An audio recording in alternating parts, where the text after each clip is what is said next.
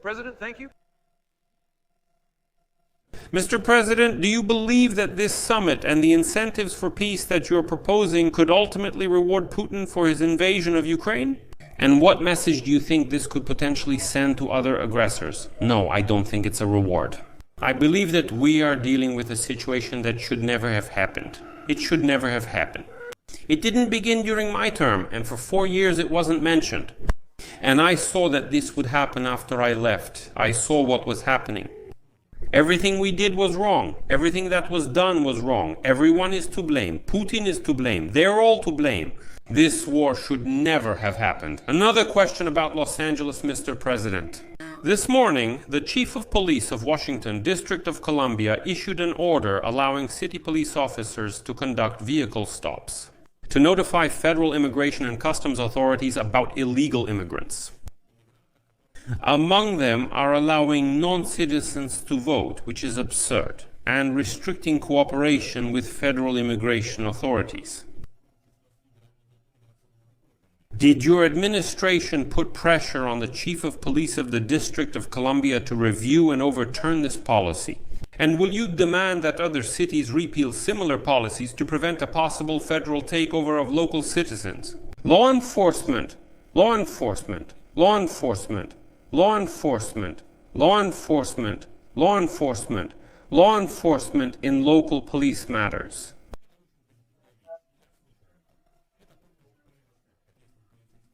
What specific measures are you taking to ensure that young people are not put in danger during such operations?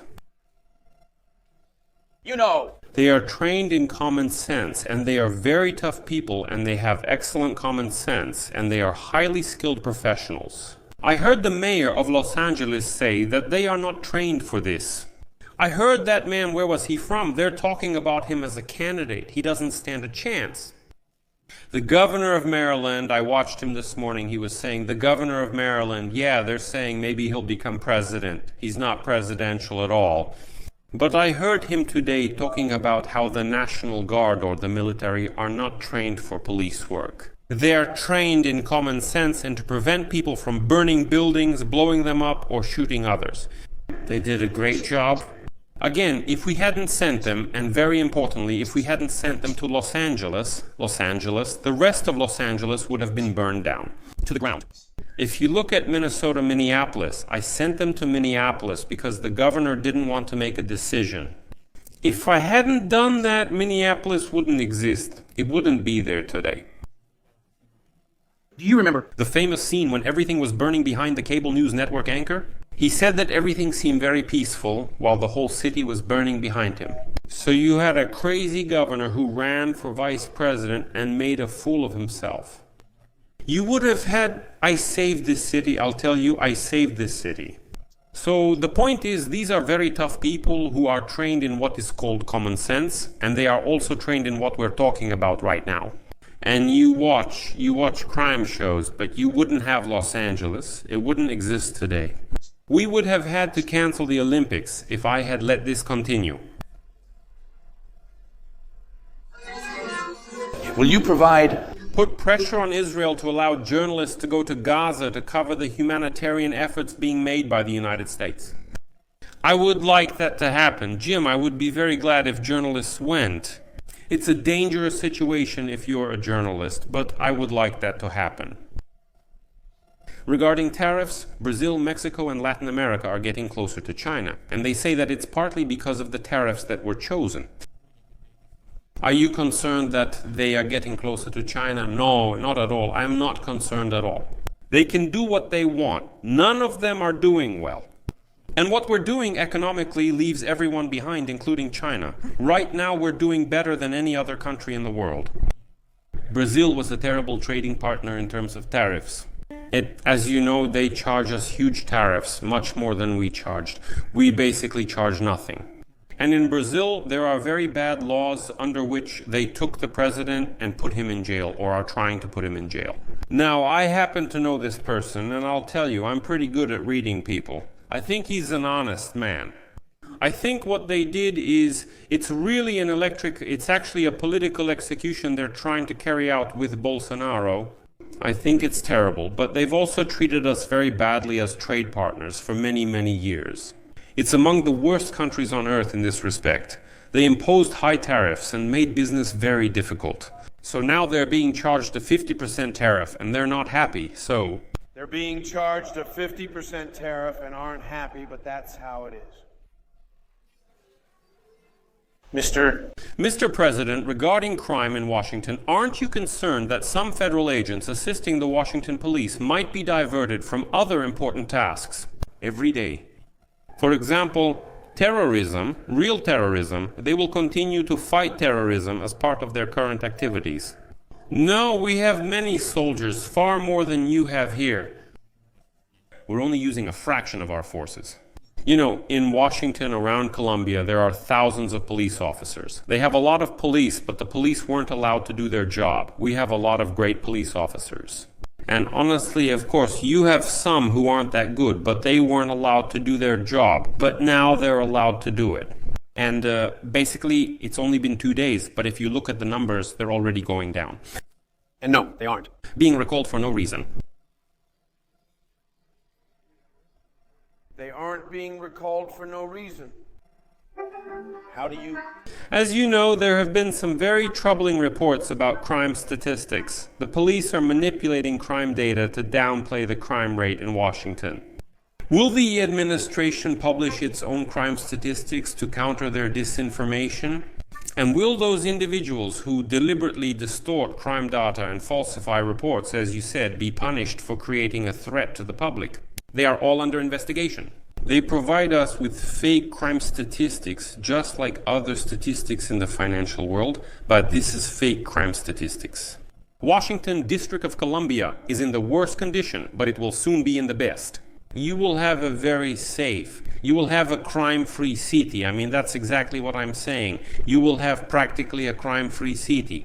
These are strong people, but so are the criminals. They truly are strong.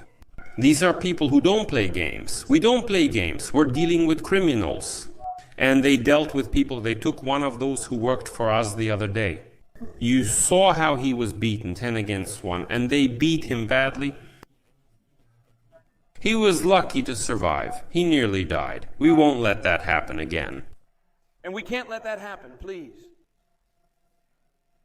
Tulsi Gabbard, you classified more documents last night related to the Russia hoax. By the way, she's doing a great job. That was another fake story. 1. I'm very pleased with the job she got. That's right. She will declassify terrible documents that talked about the Democrats and their actions. Left-wing radical lunatics.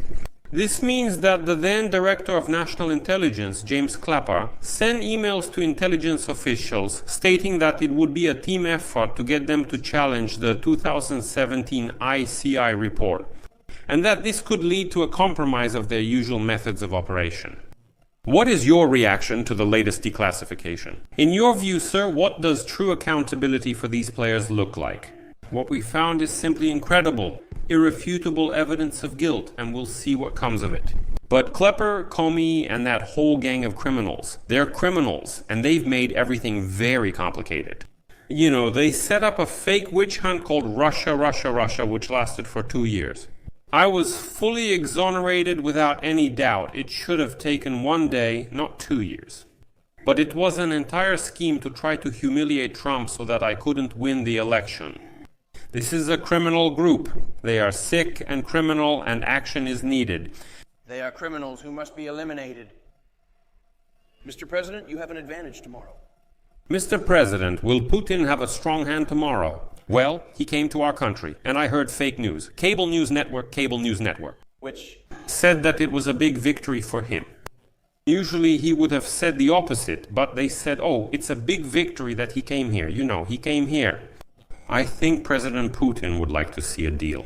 I think if I weren't president, he would have taken over all of Ukraine. This is a war that never should have happened. If I wasn't president, I would have preferred to leave and take all of Ukraine. But as president, he won't interfere with me. Nothing.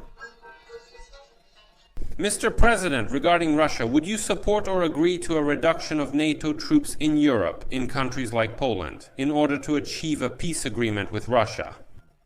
I haven't been offered that, and I'll think about it later. I haven't been offered that.